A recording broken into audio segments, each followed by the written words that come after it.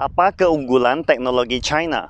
Nama saya Ricky Suwarno, berdiri di atas pundak dua superpower Amerika Serikat China melihat masa depan Indonesia. Mengapa Amerika Serikat begitu takut dengan kemajuan teknologi negeri tirai bambu ini? Apakah keunggulan teknologi China adalah pertanyaan yang sering ditanyakan di kalangan media orang barat, terutama dalam perang dagang Amerika Serikat China yang kian memanas semasa pemerintahan Donald Trump. Gesekan perdagangan selama 4 tahun yang lalu telah mendorong banyak orang untuk melihat kembali perekonomian China dan berpikir lebih dalam tentang keunggulan dan kelemahan ekonominya. Hanya dengan pemahaman yang jelas kita baru dapat menilai kemampuan suatu ekonomi negara dalam menahan guncangan termasuk Indonesia. Majalah Inggris The Economist pernah menerbitkan seluruh halaman tentang kekuatan ilmiah dan teknologi China. The Economist menyajikan beberapa segi pertanyaan yang sangat berharga. Bagaimana China memperoleh kemampuan teknologi ini? Bagaimana China melahirkan kapasitas teknologi baru dan apa yang terjadi di belakangnya. Dengan kata lain, yang patut diperhatikan adalah kemampuan sistemik dari seluruh perekonomian China. Secara umum, ketika berbicara tentang kekuatan sains dan teknologi, orang-orang sering menekankan kemampuan lead bank dan inovasi suatu negara. Tetapi The Economist mengatakan kekuatan ilmu pengetahuan dan teknologi bukan hanya tentang inovasi, melainkan bagaimana teknologi itu berguna dan dapat digunakan. Ini adalah fakta yang diungkapkan oleh perkembangan ilmu pengetahuan dan teknologi di China. Memang benar, banyak teknologi China semula berasal dari luar negeri. Seperti halnya, Amerika Serikat juga banyak belajar bahkan mengkopi teknologi dari nenek moyangnya, matahari yang tidak pernah terbenam, si Inggris. China memang sangat pandai melokalisasi teknologi asing dan meningkatkannya dalam skala besar. Sebagai contohnya, kereta cepat dan energi nuklir. Ketika Beijing memutuskan untuk mengambil jalan inovasi teknologi dan membangun kereta cepat maglev pada tahun 90-an, diakhiri dengan kegagalan. Setelah memasuki tahun 2000, China mulai mengimpor kereta cepat dari luar negeri. Secara bertahap mulai melokalisasi teknologinya. Hingga saat ini, China telah membangun lebih banyak jalur kereta cepat dibanding semua negara lain di dunia, melampaui 2/3 dari total jarak tempuh kereta cepat di dunia. 40% dari kereta cepat yang beroperasi di China seluruhnya buatan lokal. Dari perspektif lalu lintas penumpang, China menduduki urutan kedua setelah Jepang. Jepang memiliki 11 miliar perjalanan penumpang, sedangkan China memiliki 9 miliar perjalanan penumpang. Akan tetapi, total data Jepang adalah aliran penumpang Shinkansen selama 50 tahun, sedangkan total perjalanan penumpang China berasal dari 10 tahun terakhir. Menurut data Bank Dunia, biaya pengendalian China sangatlah menakjubkan. Bila dibandingkan dengan kereta cepat di Eropa, biaya China hanya 40% dari mereka. Ini adalah skala kemampuan untuk kereta cepat. Di samping itu, pembangkit listrik tenaga nuklir China sebenarnya mengambil jalur yang sama. Pembangkit listrik tenaga nuklir pertama yang dibangun di China di tahun 1996 bersumber dari bantuan Perancis. Mitra Perancis mengajarkan pengalaman teknisnya.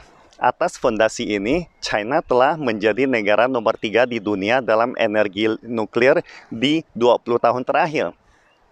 The Economist menyebutkan secara rinci ada dua jenis teknologi tenaga nuklir yang digunakan di China. Satu, didasarkan pada EPR yang dirancang Perancis. Yang kedua, berdasarkan pada AP1000 yang dirancang Amerika. Sekarang, China adalah satu-satunya negara yang dapat memproduksi kedua reaktor nuklir tersebut, termasuk teknologi tenaga nuklir buatan sendiri, namanya Hualong 1.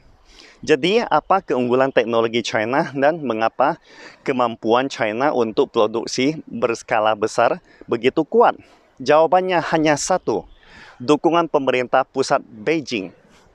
Begitu suatu teknologi diidentifikasi sebagai kebutuhan pembangunan nasional, Beijing tidak akan ragu-ragu untuk mengimplementasikan proyek tersebut dengan investasi besar-besaran.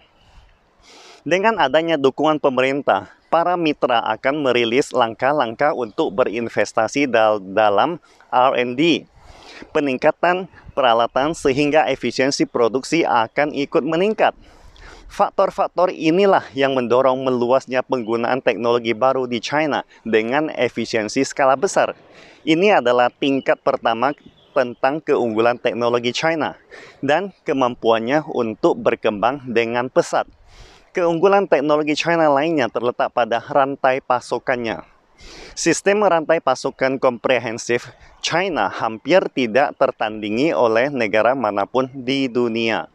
Di wilayah delta Sungai Mutiara China, Provinsi Guangdong, manufaktur mereka dapat memproduksi hampir semua jenis produk. Sebagai contohnya, Tesla yang mendapat manfaat dari rantai industri otomotif China yang mampu membangun pabrik di Shanghai hanya dalam 10 bulan.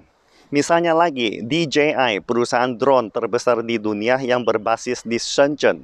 Selain konsep desain canggih, rantai pasokan terlengkap di Shenzhen adalah faktor pendukung terpenting. Bahan utama pembuatan drone adalah serat karbon.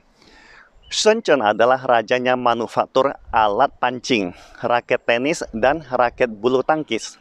Bahan baku dari produk ini adalah serat karbon. Seperti yang kita ketahui, alat sensor sangatlah penting bagi drone.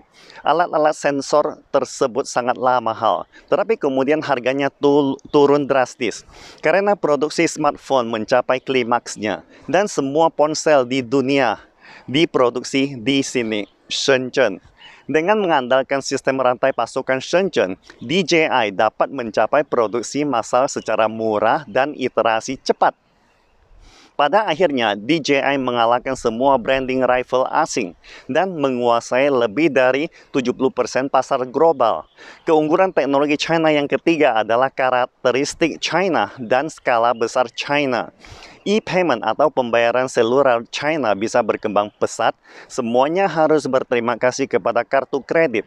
Karena penggunaan kartu kredit di China kurang bisa diterima. Contoh lainnya, teknologi pengenalan wajah atau facial recognition China dapat berjalan sangat cepat berkat dukungan pemerintah China yang mementingkan keamanan publik dan jaminan sosial. Ini adalah ciri-ciri permintaan pasar dengan karakteristik China. Apa itu skala besar China? Pasar yang besar dan ukuran pasar tenaga kerja China. Ada satu perusahaan China bernama MBH. Nama yang mungkin agak asing bagi teman-teman di tanah air. MBH adalah perusahaan pelabelan data. Pekerjaan mereka khusus memberi label data yang perlu diproses oleh algoritma AI. Seperti pelabelan landscape perkotaan untuk perusahaan mobil otonom dan perusahaan pengenal wajah untuk pembuatan tag wajah dan lain sebagainya.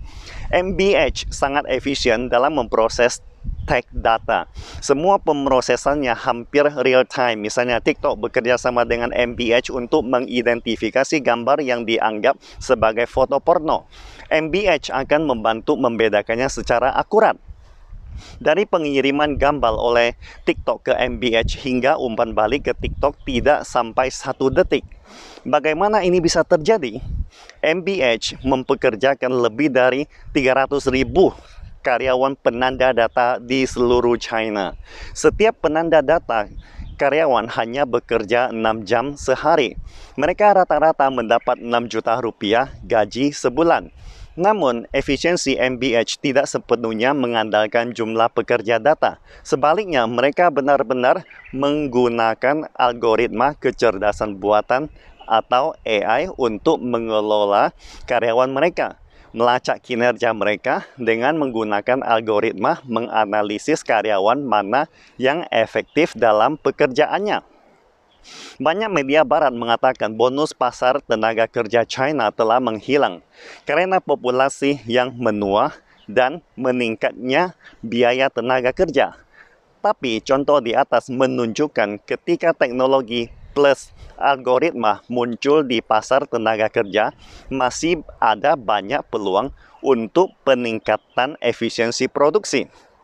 Selain 3 keunggulan di atas, apakah ada kelemahannya? Jelas ada, yaitu dukungan pemerintah pusat yang bersifat jangka panjang dan jangka pendek. Karena investasi pemerintah seringkali tidak murni berdasarkan nilai komersial. Pemerintah terkadang memiliki kecenderungan untuk membiasakan diri dengan reputasi dan keuntungan, sehingga cenderung mengarah pada pembuangan dana yang berlebihan ke perusahaan besar daripada ke perusahaan inovatif yang paling membutuhkan dana. Selain itu, The Economist juga membahas perlindungan paten yang tidak memadai di China. Namun, The Economist bukan berfokus pada sengketa paten antara perusahaan China dan asing. Mereka menunjukkan bahwa perlindungan hak paten yang tidak memadai sebenarnya tidak menguntungkan untuk startup kecil. Jadi, analisis keunggulan teknis tidak hanya berfokus pada bidang teknis tertentu, tetapi hanya fokus pada keunggulan suatu sistem. Keunggulan sistem China terletak pada teknologi baru dapat ditingkatkan dengan cepat, sistem rantai pasukan terlengkap dan komprehensif di dunia, ditambah dengan permintaan pasar dengan karakteristik China dan volume raksasa. Faktor-faktor ini menciptakan kapasitas yang sangat besar untuk teknologi baru di China. Singkatnya, kemampuan koneksi jaringan adalah keunggulan kompetitif. Apakah itu skala, rantai pasukan, atau volume? Pada dasarnya adalah daya saing yang terbentuk setelah koneksi jaringan. Sekarang pertanyaannya, apakah koneksi jaringan negara kita, Indonesia? Pastikan Anda subscribe dan follow akun ini supaya senantiasa mendapatkan info terbaru tentang teknologi terkini AI berkaitan. Salam Indonesia Maju!